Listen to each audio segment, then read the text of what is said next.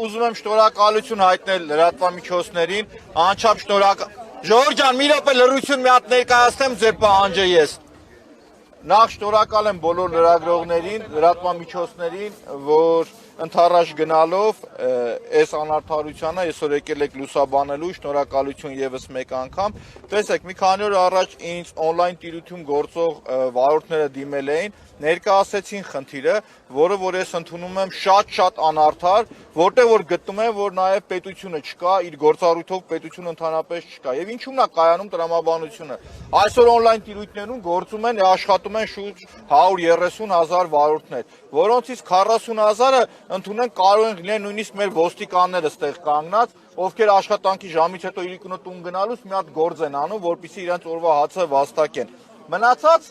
ժողովրդի մեջից 40,000-ը նվազագույնը ամեն օր այս մարդիկ աշխատում են եւ իրենց ամսական վաստակածը 200,000 դրամից ավել է։ Դրա դիմաց այս մեր վարորդները, մեր շատ հարգելի է դա վարորդները, որոնք բոլորը կանգնած են այստեղ, ինչ են վճարում։ Տեսեք ինչա տեղի ունենում։ Նվազագույնը իրանք վճարում են 25-ից 31% տարբեր գումարներ։ Հիմա ես բացեմ ինչ գումարներ են իրանք վճարում։ Օրինակը վերցնենք Yandex-ինը, 16.5% նվազագույնը Yandex-ի մատուցած ծառայության արժեքն է, բայց իրականության մեջ այդ գումարը շատ ավելի շատ է, որովհետև այնտեղ ինքը մի քանի օպցիաներ է ավելացնում, որպեսզի պատվեր տա վարորդներին, այդ գումարը մեծանում է։ Դրանից հետո հաջորդ միջնորդը որ կա 2-ից 4% տաքսոպարկերն են, ովքեր գրանցում են այս աշխատողներին, աշխատում են իրանց հետ։ Դրանից հետո 4 կամ 5% պետությունը մարդկանց վրա տուրք է դրել, հասկանում եք, այսինքն վճար է դրել, որ մարդիկ վճարեն։ Եթե դու աշխատում ես կանխիկ 5%, անկանխիկը 4%։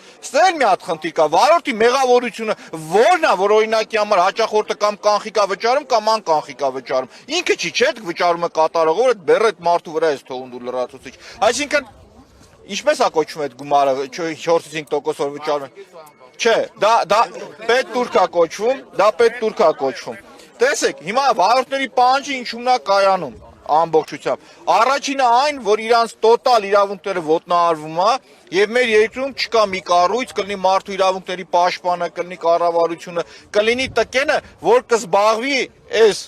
մոտ 100,000 աշխատող մարդկանց իրավունքներով։ Չկա նմանատիպ կառույց։ Երկրորդը որ կա, վարորդների պահանջը որ կա, ասում է ես վճարում եմ պետ տուրք, համարվում եմ աշխատող պետության ներսում, 200,000 դրամից ավել էլ ես վաստակում եմ, բայց ես չեմ համարվում աշխատող։ Վաղը թոշակ չեմ ստանա։ Ես այսօր գնում եմ բանկ վարկ ստանալու, ասում է դու չես աշխատում, դու գործազուրկ ես օրինակի համար։ Բայց փաստացի այս մարդը գրանցված է, տուրք էլ վճարում է։ Այսինքն էսի պետության կողմից ռեկետ է, եթե ռեկետ չի պետություն, բա դու այս վարորդներին ինչ ես հետ տալիս։ Սրա դիմաց դու իրանց ինչ ես հետ տալիս։ Այսինքն հիմա եթե հաջորդ կետն էլ է դա,